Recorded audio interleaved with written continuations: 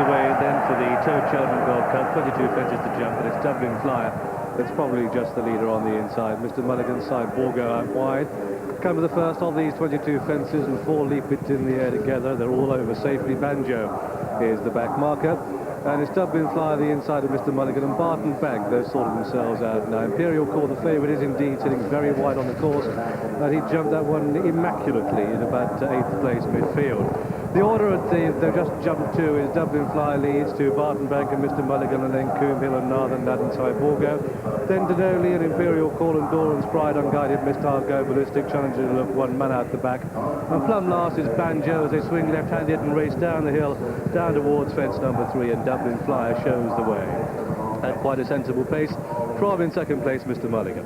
Dublin Flyer and his familiar pace-setting role then to Mr. Mulligan. Barton Bank towards the outside. Denoli plenty keen enough in the early stages. Banjo ridden with surprising restraint in last place as they head towards the next, which is the water jump, and it's Dublin Flyer on the inside of Mr. Mulligan. The green jacket out wide is Barton Bank. They're followed by Denoli, Coombe Hill towards the inside, Cyborgo towards the outer. Nothing going wider than Imperial Call and Connor O'Dwyer in a yellow cap out wide. The horse of the noseband just following those is Doran's Pride. Mr. Mulligan made a mistake at that open ditch, but goes on safely under Tony McCoy, and Dublin Flyer is still the leader. On towards the next then is fence number 6, at which Dublin Flyer jumping well in the lead. They're all safely over again. Mr. Mulligan second on the outside, then Barton Bank, and in 4th place is Denoli. Coombe Hill towards the inside as they rise on the far side of the track towards a big open ditch now. Dublin Flyer on the inside of Mr. Mulligan. Barton Bank over next. Narthen Lad was a bit close to Go Ballistic at that, but they're okay. One man still being held up right at the back, one from last with only Banjo behind him. On towards another plain fence at the top of the hill. Dublin Flyer lands in front from Barton Bank. Mr. Mulligan in 3rd. Coombe Hill is 4. 5 then is Denoli, and they're a little way clear of the others who are now headed by Cyborgo from Narthen Lad and Doran's Pride, and then way back in the field to Go Ballistic still, with right out the back Challenger Deluxe, one man, and Banjo is still tailing Charlie down towards the next. This is the 9th, and Banjo just went to the top of it. Denoli, a slight error there, but really speaking, they're all jumping marvellously in the Cheltenham Gold Cup as they come down towards the 10th and the halfway stage. They jump 22. Dublin Flyer just has it too. In second place, Mr. Mulligan with a noseband. Further on the outside is Barton Bank, that's sitting in 3rd. Then we've got Coombe Hill racing 4, and Denoli just nods on landing 5. Cyborgo 6, Doran's Pride wide in 7. Cyborgo with that one on the outside, Imperial Call. Then Narthen Lad getting 1 or 2 reminders on the inside. We've got Go Ballistic, Unguided Missile is towards the back in company with one man. Banjo is still tail end Charlie, and they've completed a circuit. And it's Dublin Flyer, the Cheltenham specialist, who leads. Come down towards fence number 11, then this will be 2 out next time round.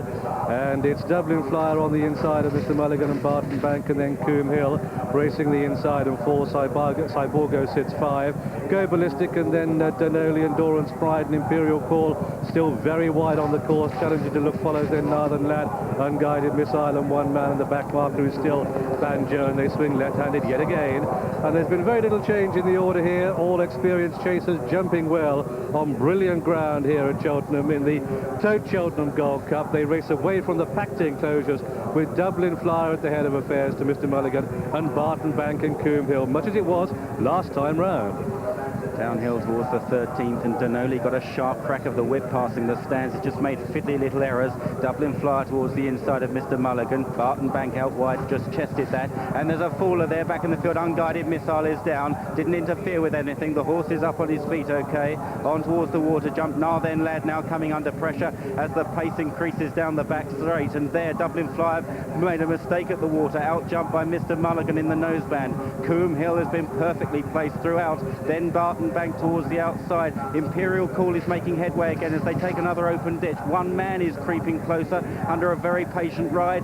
A reminder there for Go Ballistic. Dublin Flyer is backpedaling again as they run towards another plain fence. Tremendous jump by Mr. Mulligan in the lead as the pace really increases. Now a throat cutter as they race up the hill, and it's Mr. Mulligan on the razor blade, 2 lengths clear of Barton Bank, back towards the big open ditch. Coombe Hill is 3rd, one man getting closer. Then behind these Cyborgo, Denoli was next from Doran's Pride. Challenger to duck towards the outside, and Imperial Call looks like being pulled up. He's dropped right out of it, last year's Gold Cup winner. A plain fence now at the top of the hill. Mr. Mulligan lands in front from Barton Bank, then Doran's Doran's Pride getting closer to them. Dublin Fly right out the back now. They're reaching the top of the hill. They've got 4 left to go, and Mr. Mulligan is 4 lengths clear of Barton Bank. Doran's Pride moves into 3rd, and the grey one man in 4th. Cyborgo next from Challenger to Luck, also improving. And indeed, Imperial Call has been pulled up, and Mr. Mulligan makes a mistake there in the lead. It's Mr. Mulligan with on the outside Barton Bank, and then the big players. Behind these comes Doran's Pride, but look at the grey one man. He's been put to sleep by Richard Dunwoody. They come down towards the 3rd last of the Cheltenham Golf Cup, but over it is Mr. Mulligan who leads from in 2nd place Barton Bank, and then in 3rd is one man, and then we've got Doran's Pride, and then Challenger to Look, followed by Cyborgo. They've got about just over a quarter of a mile to go, 2 more fences to jump, and it's Mr. Mulligan in the lead. Tony McCoy riding this giant horse. Mr. Mulligan has 4 lengths to spare over the grey one man in green colours. Barton Bank in light green. The outside now switched in is Doran's Pride, come down towards the 2nd last, and it's Mr. Mulligan bouncing off the ground, 2 out. He takes it well to one man in 2nd. He's getting closer now, one man. It's getting serious. Will he last home? Mr. Mulligan, one man in 2nd.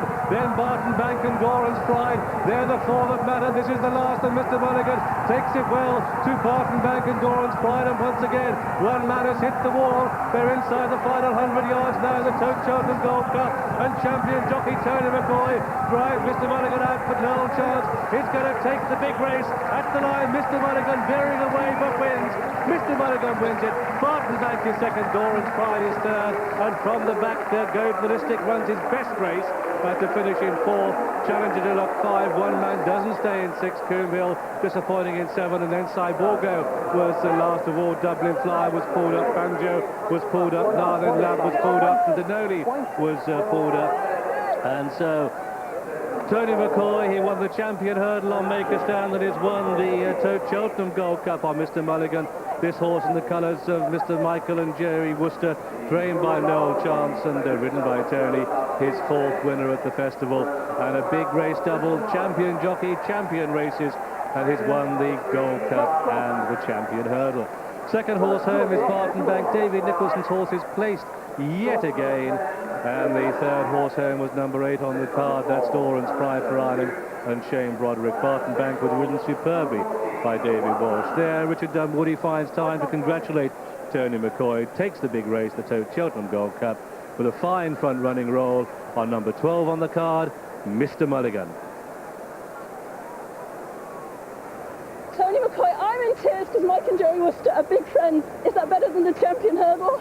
It's fantastic. The whole week has been brilliant. It's unbelievable. I mean, I rode this horse work in Newbury last Saturday, and I got off him and I said to Noel, I said, look, I'm very disappointed in him. I couldn't get him out of a canter. And Noel says, look, it's the way he works.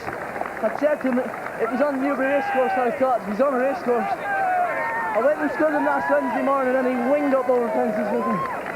He's a hell of a horse. I know this is an English win, but he's bred in Ireland, you're Irish, the trainer's Irish, and the owner was born in Ireland. So. I can't believe it. But just at this moment, just what does it feel like? I'm delighted for no chance. Someone's come over from Ireland. He's got 15 or 20 horses, Mr. Worcester. It's fantastic for people like him. It's unbelievable. You had to make a lot of your own running. Did you still know you'd win? I was happy bowling away in front. I was jumping super. He's a horse that you can't go too short too long on. I was a little bit worried. I was at the King George in my head. I thought, we'll play safe this time. Fantastic. Well, really well done. I hope I'm a lucky mascot. Thank you. Yeah, you can come anytime.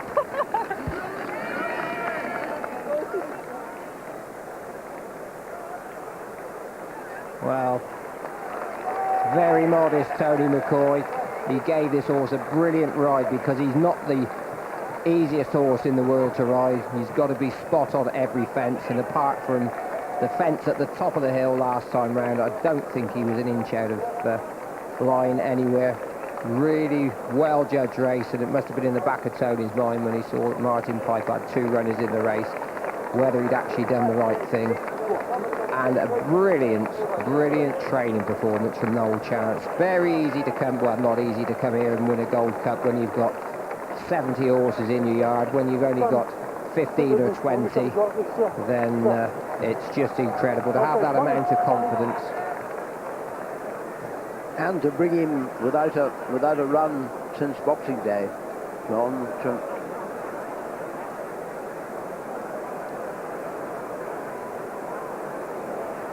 Well, you can tell how well this horse jumped. He had Dublin Flyer for company for most of the way. But just have a look at this. If you've ridden yourself, you'll appreciate just how good the man on top is. Just taking the pull 3 or 4 strides away just to make sure this horse is spot on, or just squeezing him up. Horse barely knew he had a jockey on him throughout this 3 1/4 miles, I shouldn't think. Just got him, helping him and sitting with him.